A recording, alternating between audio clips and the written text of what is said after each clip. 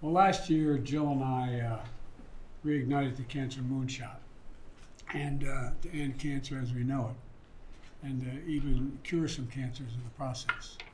And so it's not just personal, but it's about what's possible. Almost everywhere we go, whether it's meeting with folks at local events or meeting with world leaders, beating cancer brings people together, no matter where you are. And that's why the Cancer Moonshot was part of our unity agenda and for this administration.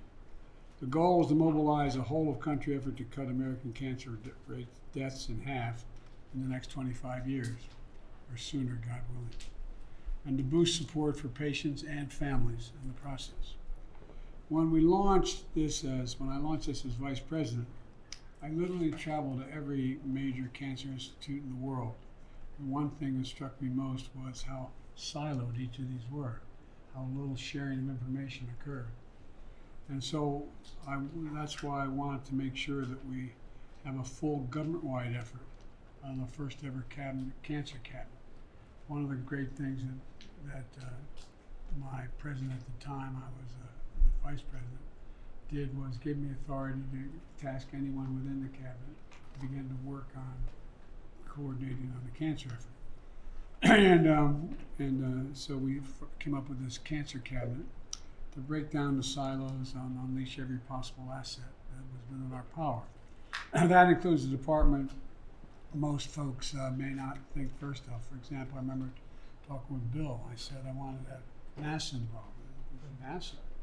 Well, they forgot more about radiation than most hospitals try to know, and they make real contributions. Or the Department of Defense, the Department of Energy, have immense supercomputing capabilities. And we've made some important progress. We've secured $2.5 billion in bipartisan funding from Congress to establish what I've long called ARPA-H, which is the Advanced Research Project Agency for health, not just defense, but for health, and drive breakthroughs in prevention, diagnosis, and treatment for cancer and for other diseases, not just cancer. And so this was in addition to the $7.3 billion in funding we secured from the National Cancer Institute this year alone. We signed the PACT Act into law, one of the most significant laws ever to help veterans exposed to toxic materials and provide benefits for them and their families if they didn't come on. We passed the Inflation Reduction Act, which will cap total out-of-pocket prescription drug costs for seniors on Medicare at $2,000 a year, including expensive cancer drugs that could cost $10,000, $12,000, $14,000 a year. We beat Big Pharma, giving Medicare the ability to negotiate prescription drug prices for cancer as well as other diseases. And we're securing commitments from companies, nonprofits, and patient groups to increase screening, prevent exposure to toxic substances, deliver new research innovations, and help patients navigate the diagnosis. Everybody needs a navigator. When you hear that word cancer, it's like, it's just, anyway. It's also creating a national network to accelerate clinical trials and ensure that we reach the historical underserved communities. Historically, there's a lot of underserved communities. As a matter of fact, my work on trying to move on the environment and global warming, there's a lot of fence line communities that we're cleaning up, but that's why I committed that 40% of all the savings are going to go to those communities. In the next few weeks, ARPA-H will award $250 million for cancer-related research and innovation projects. We're helping people quit smoking, the single largest driver of cancer deaths in America still, and we're modernizing our cancer research system, breaking down silos so new data is available to as many experts across the country as possible. The bottom line is the Cancer Moonshot today embodies America as a nation of possibilities. During the campaign, I was asked, what's the one thing I would do if I were president? What if I could just do one thing? I said I'd cure cancer. Not because it's the most frightening thing that exists out there, but we used to think we could handle anything. And cancer, we sort of gave up on the notion that we could cure cancer. Everything we've ever put our mind to, we've been able to do. And I was trying to make the point that it's essential that we keep that spirit and keep that sense And I said beating cancer because we can, because they wanted to inject a sense of optimism in what we can do as a country. But there's still a lot more work to do, and that's focusing today on, that's what we're here today, to coordinate as much as we can, find out the progress we're making among the cancer cabinet, and with that I'll turn it over to Joe. You did good things, Joe. Thank you, Mr. President. On my second full day as First Lady, I visited a health center here in DC to highlight a program that helps people navigate their cancer journey. And since then, as part of the Biden Cancer Moonshot, I've participated in more than 40 engagements and visited almost a dozen states. And I've seen world-class cancer hospitals, community health centers, and clinics on tribal lands. I've worked with sports leagues and advocates, businesses, and media. And I've joined Republicans and Democrats who are helping lead this work in their communities, because this isn't, as you all know, a red issue or a blue issue. It's a human one. And earlier this year in New Orleans, Senator Cassidy and I saw how funding from the National Cancer Institute is changing lives in Louisiana, helping nurses enroll patients in remote areas in clinical trials. 2 weeks ago in Madison, Senator Baldwin and I toured a lab working to transform how we screen for cancer. It was really pretty fascinating.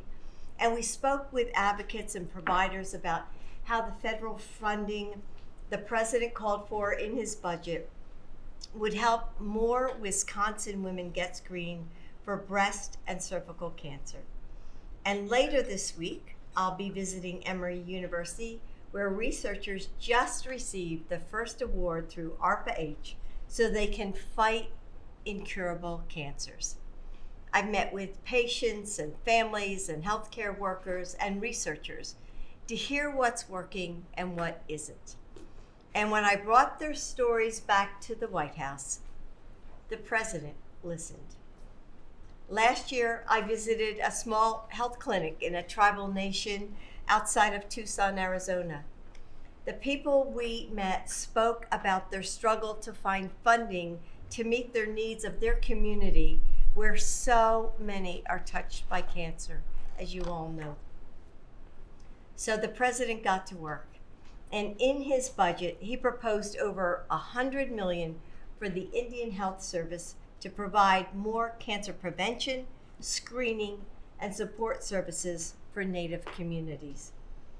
Everywhere I go, my focus is on the patient experience. And what I've heard again and again is that we need, as Joe was talking about, patient navigation programs, and that these programs need more support. Because, as we all know, everybody in this room, cancer is daunting and complex. And when someone who knows the system is by your side every step of the way, it changes everything. Navigators lead to better outcomes for patients. But since navigators aren't generally paid for by insurance, most medical practices can't afford to provide them. So, the president expanded the number of grants for these programs, and he worked with the Centers for Medicare and Medicaid Services to propose a new rule that, when finalized, will allow Medicare to pay for patient navigation services. We're also working with the private sector to find ways to bring these services to more people. And this fall, we will convene industry leaders here at the White House. Of all the things cancer steals from us, time is the cruelest. The days spent in treatment or recovering from surgery, anniversaries and holidays missed, pages of photo albums unfilled. We can't afford to wait another minute for better solutions, better treatments, better cures. And that's why we're all here. And that's why I'm asking you to lean in just a little bit more, to push your staffs just a little harder for all the families touched by cancer across the country that are in a race against time. This is the urgency of now. For Joe and for me, this is the mission of our lives. And I look forward to hearing from all of you about the ways I can help advance and lift up your work.